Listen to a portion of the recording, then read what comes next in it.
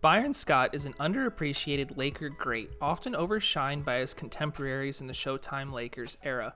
Scott was electric on the court with lots of speed, always seeming to be moving downhill towards the rim, where he'd rise up on anyone in the way for a thunderous dunk, thriving on getting out in the break alongside Magic Johnson. And unlike most athletes around his time, he had a jump shot to go with his game that extended to the three-point line, where Byron Scott even led the league one season in three-point field goal percentage. All of these combined saw Scott give teams buckets and even led the Lakers one season in scoring as they were atop the league, yet still never made an all-star appearance. However, he collected rings along the way, winning the championship 3 times as he played a large role throughout multiple postseason runs, often being the leading scorer in those runs in pivotal games, before heading to the Pacers where he kept up his winning ways, making 2 conference finals, then bouncing around, ending his NBA career back in LA for a walk-off season. This is a look back on Byron Scott's career. Byron Scott was born in Ogden, Utah, but would move at a young age and grow up in Inglewood, California, nearby the Lakers Arena in the Forum, before playing his high school basketball for Morningside, where he'd play well on the court, becoming a Parade and McDonald's All-American, getting highly recruited, ultimately deciding to go to Arizona State to play his college ball. Scott at Arizona State found his footing right away, becoming the team's second best player and one Pac-10 freshman of the year, averaging 13.6 points, 2.2 assists, and 2.7 rebounds, helping the Sun Devils make it into the round 2 of the NCAA tournament before being knocked out by Clark Kellogg and Ohio State. Next season, Byron Scott found himself becoming the go-to guy on the team, averaging 16.6 points, 3.8 rebounds, and 2.8 assists, on one of the best teams in school history that featured Alton Lister, Sam Williams, and Fat Lever. Scott led the Sun Devils to a 24-4 record, with the biggest victory on the year and knocking off number 1 ranked Oregon State to end the regular season as he scored 25 points in the game. Seeing Arizona State enter the NCAA tournament as one of the favorites to win it as a 2 seed. However, they would be stunned round 1 by Kansas, even though Byron Scott played great, going for 32 points. After the season, Sam Williams and Alton Lister graduated and turned pro, lowering expectations entering next season for the team, and Scott would only send the team's expectations further down next season as they would be without him, as he was academically ineligible. Without Byron Scott, Arizona State struggled, missing the tournament. Next season, Byron Scott got his grades up and would be able to play again, though Arizona State would not be as strong compared to his prior years, losing Fat Lever to graduation and the NBA. Byron Scott henceforth took on a large role to average 21.6 points, 5.4 rebounds, and 4.2 assists, which helped him make first-team All-Pac-10 as Arizona State went 19-14, missing the NCAA tournament. After the strong season, Byron Scott turned pro after garnering lots of interest as a top 5 pick in the NBA draft. At Arizona State, he had showcased his innate ability to score the ball, whether it was his jump shot or his athleticism getting downhill and attacking the rim, going through anyone or past anyone. In the 1983 NBA draft, with the 4th overall pick, the San Diego Clippers selected Byron Scott. However, he would not be with the team for long, getting traded before the start of the season. Byron Scott was traded by the Clippers with Sven Nader to the Los Angeles Lakers for Eddie Jordan, Norm Nixon, and 2 future picks that became Jeff Hornacek and Bruce Dalrymple. Scott was joining a Lakers team that had just come off losing in the NBA Finals in complete win-now mode behind a talented and deep core of Magic Johnson, Jamal Wilkes, Kareem Abdul-Jabbar, James Worthy, Michael Cooper, and Bob McAdoo.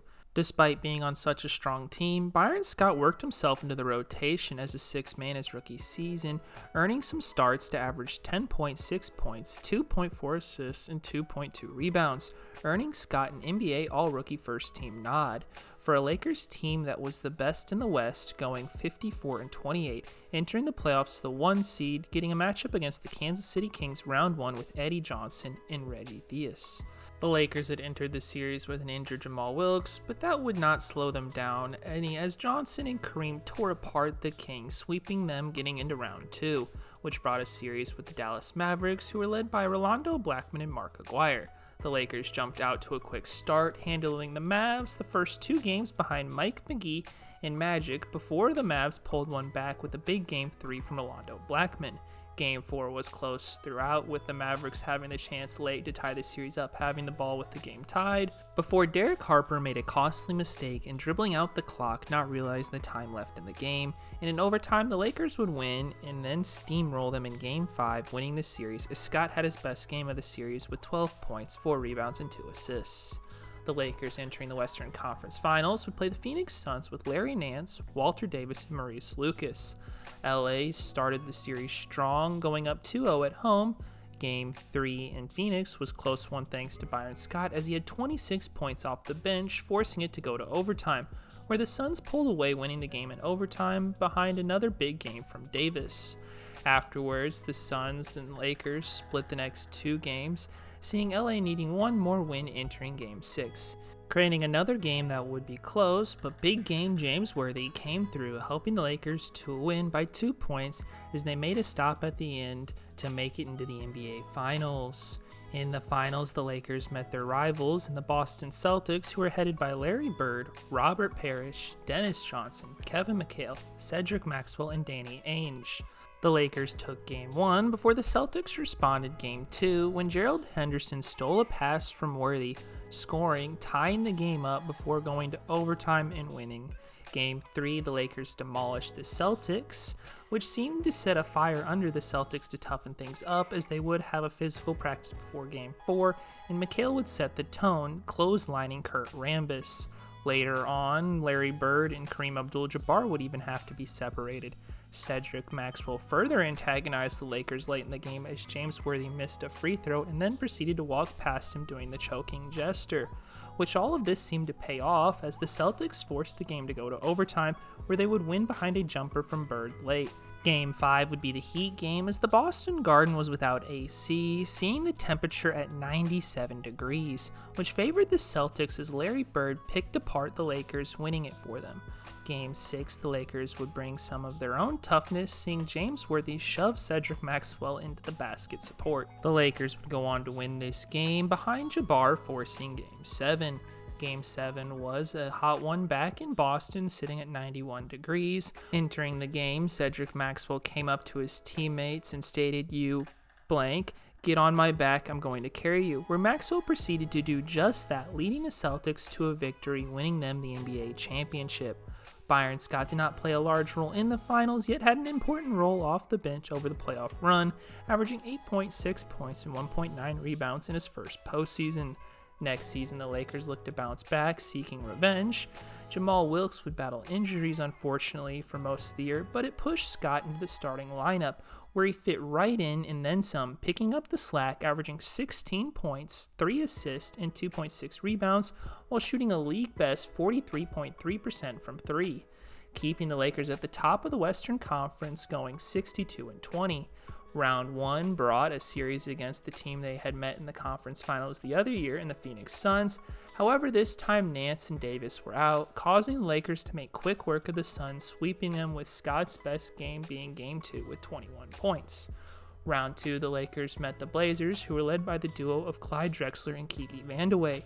Byron Scott got the Lakers off and rolling this series to a 2-0 lead, as he was the leading scorer for the Lakers in both games with 20 points Game 1 and 31 points Game 2. The Lakers carried over the strong start Scott had started to the rest of the series, advancing via a gentleman's sweep, making it into the Western Conference Finals to play the Denver Nuggets with Alex English, Calvin Nat, Fat Lever, and Dan Issel. The series on paper looked to be a close one, yet each of the Nuggets' star players were dealing with their own respective injuries. So the Lakers took advantage of the situation, defeating them 4-1, as Scott led the Lakers in scoring this series at 23.4 points a game, getting the Lakers back to the finals to play the Boston Celtics again. The Celtics would take Game 1 in a blowout as Kareem played poorly.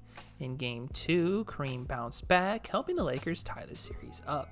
Game 3, the Celtics would jump out to an early lead before the Lakers responded on a run of their own, which the Celtics never recovered from.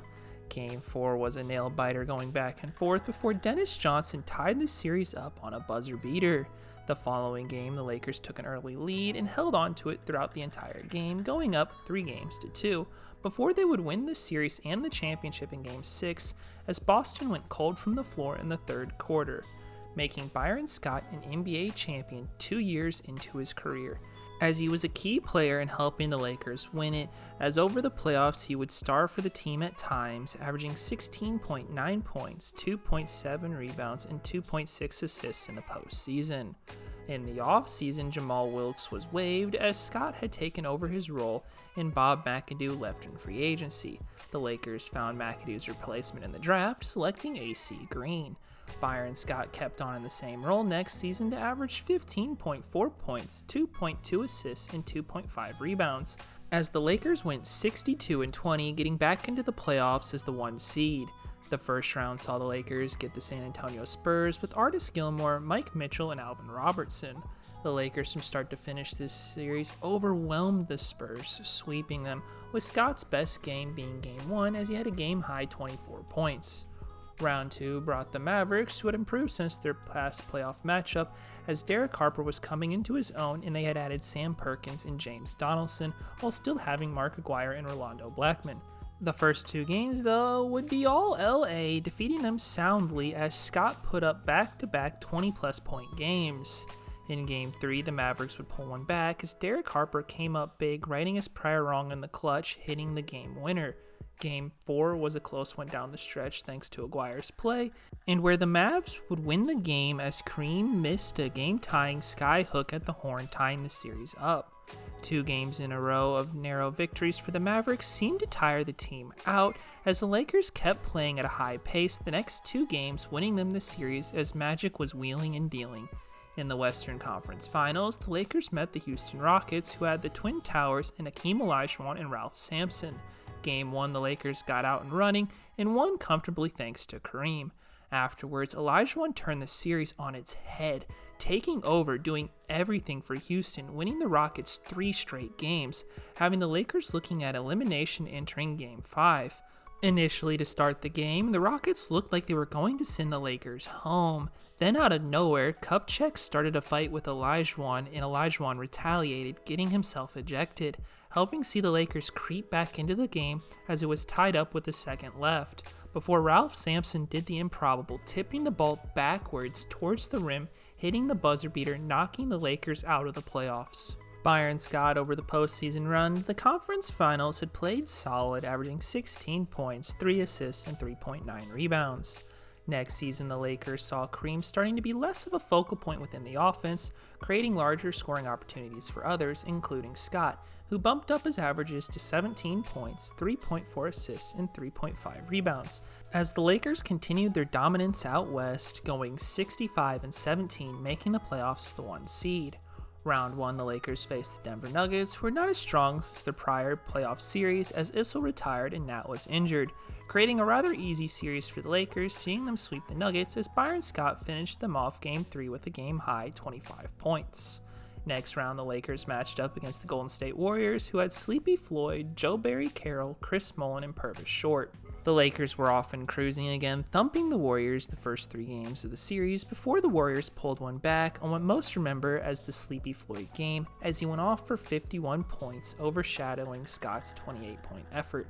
The following game, James Worthy got the Lakers back on track, winning the game and the series. In the Western Conference Finals, the Lakers met the Seattle Supersonics with Dale Ellis, Xavier McDaniel, and Tom Chambers. The Lakers kept up the strong postseason, taking the first 2 games in LA before the series shifted to Seattle, and the Lakers found themselves in a close game as McDaniel and Worthy went back and forth, with the Lakers holding on late to win by 1 point after a defensive stop from Cooper. Game 4, the Lakers continued to ride the hot hand in James Worthy, who led them to a sweep over the Sonics as Scott aided him with 19 points and 4 steals. Making it back into the NBA Finals, the Lakers met their rivals in the Boston Celtics, who were largely still the same team. The Lakers got off to a hot start, rolling the Celtics the first 2 games at home, with Byron Scott leading the way Game 2 with a game-high 24 points. Back in Boston, the Celtics pulled one back Game 3 behind Larry Bird and Kevin McHale playing through a broken foot, aiding him every step of the way. Game 4 got physical again, with a couple of scraps breaking out, helping the Celtics take control late into the third quarter. Then the Lakers, with their backs against the wall, saw Magic Johnson spark a comeback, seeing them rally to be up one before Larry Bird told the Lakers the play and executed to perfection, hitting a three with 12 seconds left, giving the Celtics the lead by 2 points. The following possession, the ball went to Kareem, and he got fouled but only converted on one of the 2 free throws. But the ball had been knocked out off the Celtics on the miss, which was debatable, giving the Lakers a chance to win the game with 7 seconds to go. The play would be drawn up for Kareem, but Johnson brushed it off, going to a skyhook, hitting the shot with 2 seconds left, which of course was still enough time for Bird to respond, where he would go to the corner, getting a good look off, but it was back iron, giving the Lakers a 3-1 series lead.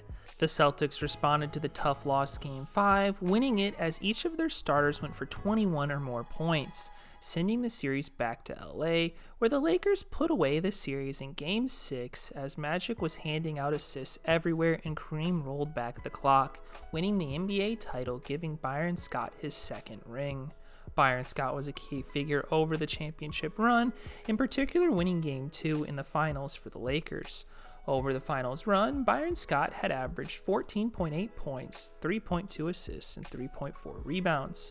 Next season, Scott would get more minutes as Cooper missed a couple games with injury. Byron Scott, with more time, became the Lakers' leading scorer at 21.7 points to go along with 4.1 assists and 4.1 rebounds.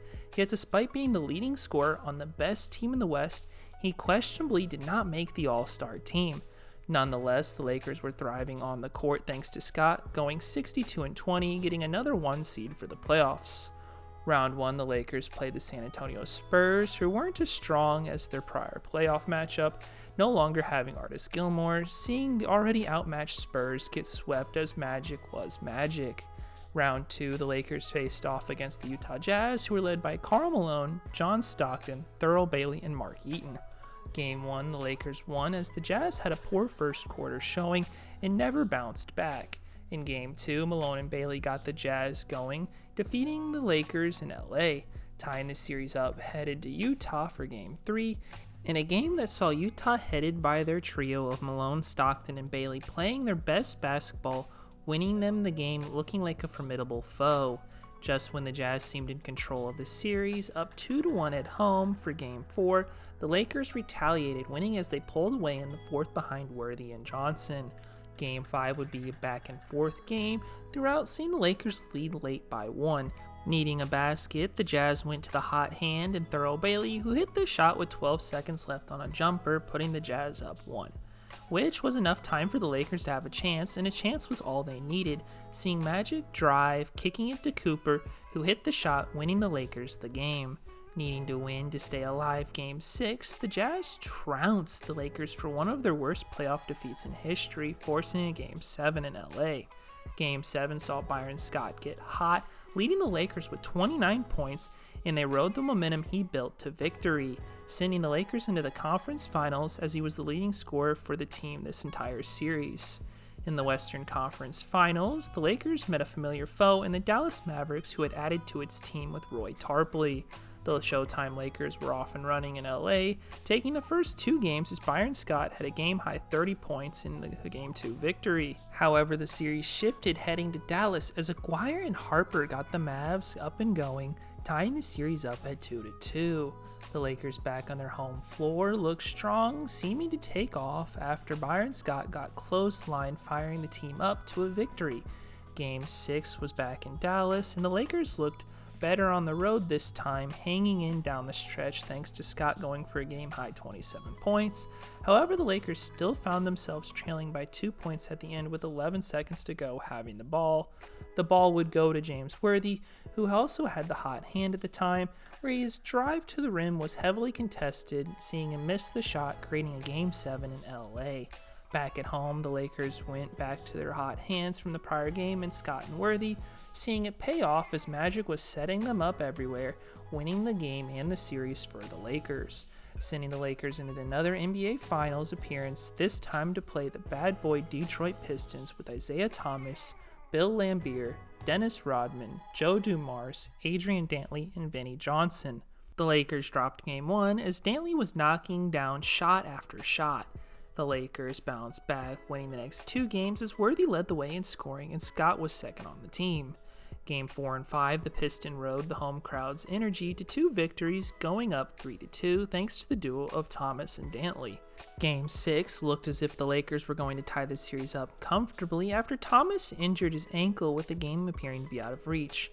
But Isaiah Thomas proceeded to play on it, putting up one of the toughest playoff performances ever, getting hot, playing on one ankle, limping everywhere, guiding the Pistons to a late lead in the game, needing a defensive stop before a questionable foul call on Lambeer sent Kareem to the line, who hit his free throws, winning the game, creating a Game 7, which would be another close one, but Thomas was clearly still reeling from his ankle injury, and the Lakers capitalized on the situation, winning late after Scott sealed it with big free throws down the stretch, scoring 21 points in the game, giving Byron Scott his 3rd NBA championship. Scott and the Lakers' wild run to another ring saw 3 series go to Game 7, stepping up in pivotal games over and over again, being the team's leading scorer multiple times throughout, and ended up averaging 19.6 points, 2.5 assists, and 4.2 rebounds over the run to a championship. Next season, Byron Scott kept up a similar role to that of the postseason, being the Lakers' 3rd option, averaging 19.6 points, 3.1 assists, and 4.1 rebounds, with the Lakers finding themselves with another number 1 seed going 57-25. Round 1 brought an up-and-coming Blazers team with Clyde Drexler, Terry Porter, Jerome Kersey, and Kevin Duckworth. At the time, though, they lacked playoff experience the Lakers had, and Magic would pick them apart for a sweep, as Scott aided as the right-hand man, in particular in Game 3, to close out the series with the team-high 25 points and 4 steals. Round 2, the Lakers faced the Seattle Supersonics, who had changed since their last playoff matchup, having Derek McKee now instead of Chambers. The result would be all the same, though, as last time, as the Lakers rode James Worthy to a sweep of the Sonics, making the conference finals to play the Phoenix Suns with Tom Chambers, Kevin Johnson, Jeff Hornacek, Dan Marley, and Eddie Johnson. For the 3rd straight series in a row, the Lakers overwhelmed their opponent, winning via a sweep again, this time thanks to Byron Scott, as he had a hot hand throughout, highlighted by his Game 2 30-point performance and in Game 4 with 35 points. Getting back to the NBA Finals, creating a rematch against the Pistons, who were basically the same team but had swapped Dantley for Mark Aguirre. The series looked to be another good one. However, in the practice before the finals, Byron Scott picked up a hamstring injury, ruling him out, and without Scott Game 1, the Pistons took the victory behind a tough defensive effort. Game 2, Joe Dumars took over, with the Pistons going up 2-0, as Magic also picked up a hamstring injury. The Pistons then focused their physicality towards James Worthy, banging him up, resulting in the sweep of the Lakers altogether. The Lakers' chance of a three-peat were dashed in the end by injuries. Before the finals, Scott had put together a strong postseason that saw the Lakers win every game, as he averaged 19.9 points, 2.3 assists, and 4.1 rebounds. After the season, Kareem Abdul-Jabbar retired after a long career. To address the hole left behind, the Lakers took Vlade Divac in the draft. Next year, coming back from hamstring injury, Byron Scott lacked the same explosiveness, seeing a decline in his numbers to 15.5 points, 3.6 assists, and 3.1 rebounds. The Lakers still put together a strong season despite Kareem's departure, as AC Green was taking on a larger role, going 63-19 to earn yet again another 1 seed. The playoffs round 1 brought Akeem Olajuwon, Otis Thorpe, and the Houston Rockets. James Worthy got the Lakers off to a hot start this series, going up 2-0 before the Rockets pulled one back as Otis Thorpe took control. Any comeback attempt by the Houston Rockets would be stopped therefore after, as the Lakers blew out the Rockets in Game 4, winning the series 3-1, advancing to round 2 to get another matchup against the Suns. The Suns entered this series with more confidence this go-around and stole Game 1, setting the tone with revenge on their mind. The game plan was simple yet effective: let Magic do what Magic does and slow down everyone else. And the Suns did just that, as Magic Johnson had a great series, but the rest of the team never fully got going, upsetting the Lakers rather quickly 4-1. Byron Scott over the postseason played well, but not up to the standards the Lakers needed him to in order to go far, as he averaged 13.4 points, 2.6 assists, 4.1 rebounds, and 2.2 steals. After this season, Pat Riley stepped down as the head coach, and in came Mike Dunleavy. On top of that, the team waived Michael Cooper as he was aging. In the offseason, the Lakers knew they needed to make a move to remain competitive, so they signed Sam Perkins in free agency. Byron Scott next season remained in a similar role, averaging 14.5 points, 2.2 assists, and 3 rebounds, as the Lakers took a slight dip this season to the 3 seed after going 58-24, meeting the Houston Rockets round 1 again. The Rockets looked better this go-around, hanging around in games, but when it came down the stretch of games, Magic carried the Lakers over the top, sweeping the Rockets. Scott's best game of the series was Game 1, as he went for a team-high 20 points in the victory. Round 2, the Lakers got a series with the Golden State Warriors, led by Run TMC and Chris Mullin, Tim Hardaway, and Mitch Richmond. Game 1, Byron Scott got the Lakers off and rolling, going for a team-high 27 points, helping them take Game 1. The Warriors ended up tying the series back up after a big performance Game 2 from Chris Mullin. And that would be the last win of the series for the Warriors, as the remaining 3 games went the Lakers' way, as Worthy, Perkins, and Johnson each took over a game, getting the Lakers into the conference finals to play the Portland Trail Blazers, who had improved since their last playoff series, adding Buck Williams and Clifford Robinson. Game 1, Magic and Worthy helped the Los Angeles Lakers steal the victory in Portland. Game 2, Terry Porter carried the Blazers to a win, and then the Lakers went on to win the next 2 games in LA, before losing Game 5 back in Portland from a well-rounded team performance by the Blazers, seeing the series at 3-2. Game 6 was a hard-fought one, with the Lakers holding the lead late by 1 after a big game from Sam Perkins. Portland had the ball with a chance to win it, getting a good look off as Terry Porter took the jump shot and missed, sending the Lakers into the NBA Finals. In the finals, the Lakers would play Michael Jordan, Scottie Pippen, Horace Grant, and the Chicago Bulls. Game 1, the Lakers found themselves trailing late in a close one before they would come through with a victory on a 3 from Perkins and a rim rattler from Jordan that ended in a rebound by Scott. This would be the only moment of celebration this series for the Lakers, as the remaining games Michael Jordan dominated for the Bulls, winning the series in 5 games as Scott missed the final game with an injury.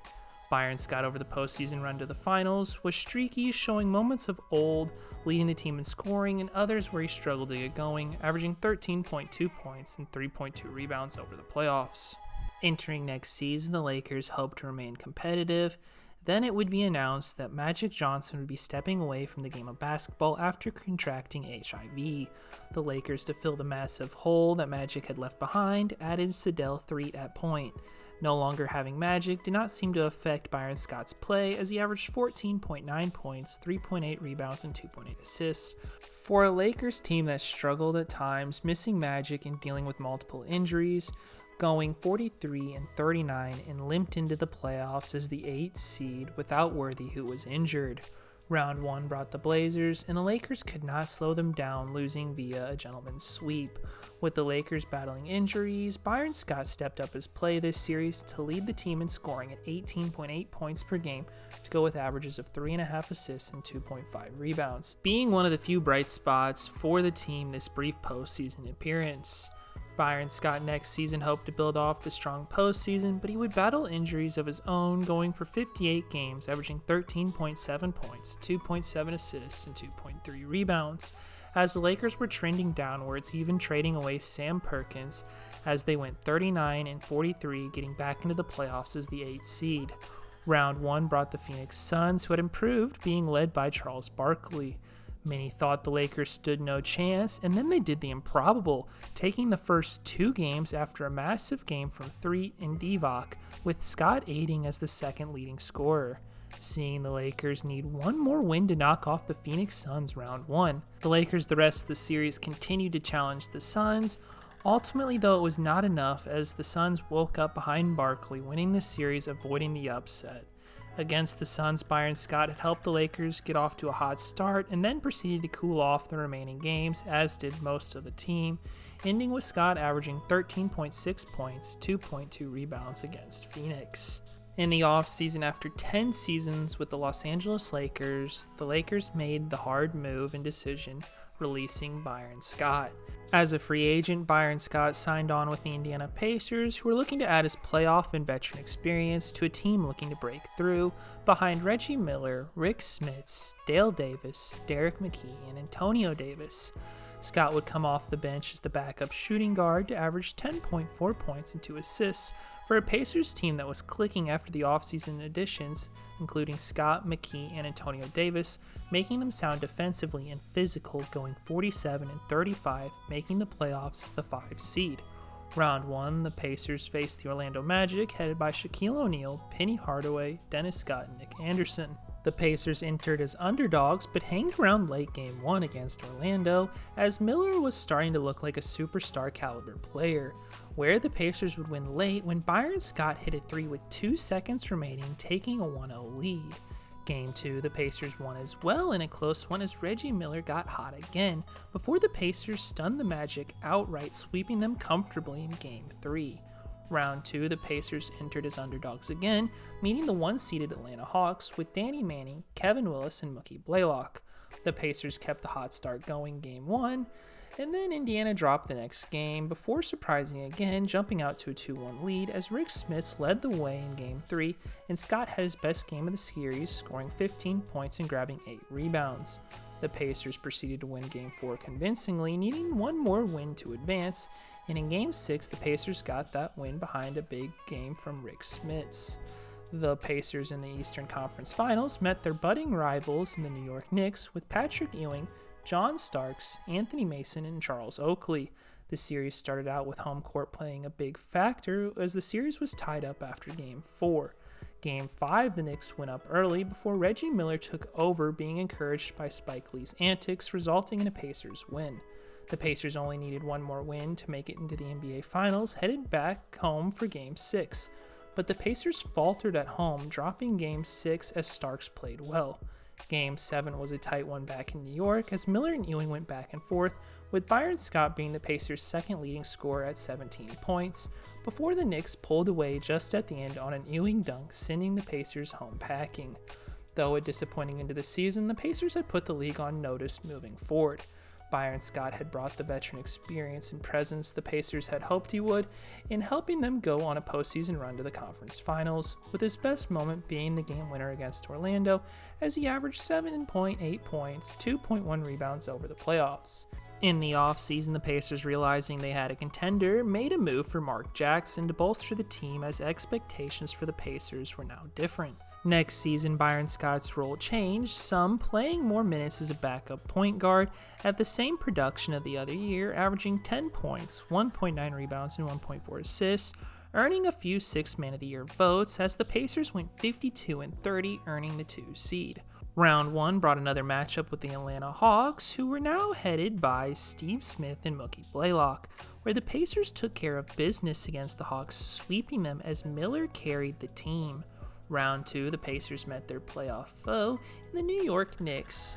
Game 1 was an all-time classic, being a physical contest highlighted by Derek Harper's flagrant foul on Antonio Davis, resulting in a shoving match and the two being ejected. The Pacers over the game were barely hanging in thanks to a big game from Rick Smits. But as the Pacers trailed, Reggie Miller pulled off the improbable, scoring 8 points in 9 seconds, stealing Game 1.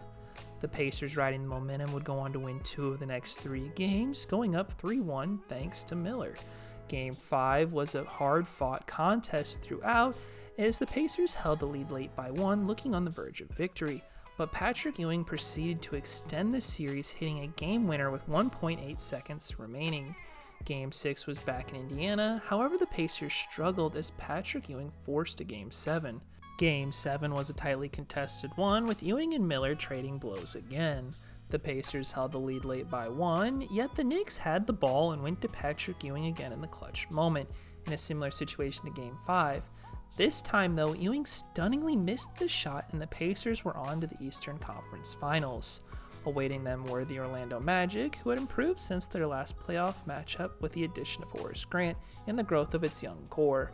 The Magic jumped out to a 2-0 lead as Shaq was difficult for Smiths to handle, even despite an outburst off the bench by Byron Scott with 18 points Game 1. Indiana got back on track afterwards, winning Game 3 behind another big performance from Miller. Game 4 was close as the Pacers were managing to slow down Shaq, who was in foul trouble. Then the final minute of the game was an absolute wild one with 4 lead changes. Brian Shaw started things off hitting a 3, and as per usual in the clutch moments, the Pacers went to Reggie Miller, who responded with 3 of his own with 5.2 seconds left. Then Penny Hardaway hit a contested 3, giving the Magic the lead with 1.3 seconds. The Pacers this time in the clutch went a different route than normal, throwing the ball into Rick Smits, who would hit a pump fake and hit the buzzer beater, tying the series up, going down as the Memorial Day Miracle. The following game, Shaq did not get in foul trouble, guiding the Magic to a victory. Game 6, the Pacers blew out the Magic, thanks to none other than Reggie Miller. In Game 7, the Magic responded, blowing out the Pacers, sending them home. Over the postseason, Byron Scott took on a smaller role in the offense in the second unit, averaging 6.1 points and 1.5 rebounds. After this season, the NBA would have an expansion draft, having added new teams to the league, and the Pacers left Byron Scott unprotected, and he would be taken by the Vancouver Grizzlies. Scott was joining a Vancouver team in year 1 of existence that was bound to struggle with its main guy being Bryant Reeves. Byron Scott was there to provide his leadership to a young team and provided a punch off the bench where he'd averaged 10.2 points and 2.4 rebounds for a Grizzlies team that struggled and then some to no one's surprise, going 15-67. In the offseason, the Grizzlies wanted to go a different route and waived Byron Scott, making him a free agent, where he found himself going back to where it all started in the Los Angeles Lakers. Byron Scott was joining a Lakers team that looked different than years prior, centered around Shaquille O'Neal, Eddie Jones, Nick Van Exel, and a rookie Kobe Bryant. Scott was to be the veteran at the end of the bench, almost acting as a coach for the young guys like Kobe. Byron Scott still carved out a role on the court in the second unit, averaging 6.7 points, 1.5 rebounds, and 1.3 assists for a Lakers team that went 56-26, getting a 4 seed. Round 1, the Lakers played a balanced Portland Trailblazers team with Rasheed Wallace, Kenny Anderson, Isaiah Ryder, Arvydas Sabonis, and Clifford Robinson. However successful the balanced offensive attack the Blazers brought could not match up with Shaq as he tore the Blazers apart, leading the Lakers to a gentleman's sweep. Round 2, the Lakers met the Utah Jazz with John Stockton, Karl Malone, Brian Russell, and Jeff Hornacek. The Jazz jumped out to a 2-0 lead, winning both their home games as Malone played well and made the defensive stop for the 2-point victory Game 2. Overshadowing the fact that Byron Scott had turned back the clock this game, going for 24 points. Game 3, the Lakers got in the win column as they played a well-rounded team game. The next 2 games, though, would be uphill sledding for LA as Malone continued to pick them apart, seeing the Jazz advance 4-1. In the postseason, off the bench, Byron Scott played a smaller role besides his outburst Game 2 against Utah, averaging 6.4 points, 1.4 assists, and 1.5 rebounds. After the season, Byron Scott was a free agent and would head overseas after not receiving much NBA interest to play for Panathinaikos in the Greek Basketball League, where he'd be one of the team's leaders, averaging 17.6 points, 2.8 rebounds, 2.3 assists, and 1.3 steals, becoming a Greek League All-Star and FIBA Eurostar, on top of helping Panathinaikos become Greek League champions. Following the season, Byron Scott decided to retire from playing basketball. Byron Scott had put together a 14-year NBA career where he averaged 14.1 points, 2.8 rebounds, and 2.5 assists. After his playing career, Byron Scott went into coaching, where he quickly proved himself, working himself up from an assistant in Sacramento to being the head coach for the New Jersey Nets, where he coached them to 2 NBA Finals appearances and coached an All-Star game, before heading to the New Orleans Hornets, where he helped them surprise people and won Coach of the Year, then bouncing between the Cavaliers and Lakers as they were rebuilding. Byron Scott's basketball career will be remembered as being overshadowed by his great teammates in the Showtime Lakers era, but he deserves a lot of credit for helping them win 3 NBA titles, as he was regularly the team's leading scorer in big playoff games and even led the team in scoring one season as they were atop the league. yet still never made an all-star appearance. Scott was electric to watch on the court as he feared no one, attacking with his speed and athleticism, seeming always to be going downhill to rise up on bigger defenders for a flush. And unlike most athletes, he also had the shot to go with it, especially behind the arc, where he even led the league once in three-point shooting percentage. Seeing him have lots of success over multiple deep postseason runs in LA before heading to Indiana, aiding them in making 2 conference finals appearances, then bouncing around to get a swan song of a season in LA with the Lakers to end his NBA career. Byron Scott went under the radar as an NBA player who could get buckets in bunches. Thanks for watching this video on Byron Scott's career. If you want to see any other videos about any other random players, leave them in the comments below, and I may or may not decide to do them. Who knows? Thanks again for watching. This has been Skid Denver.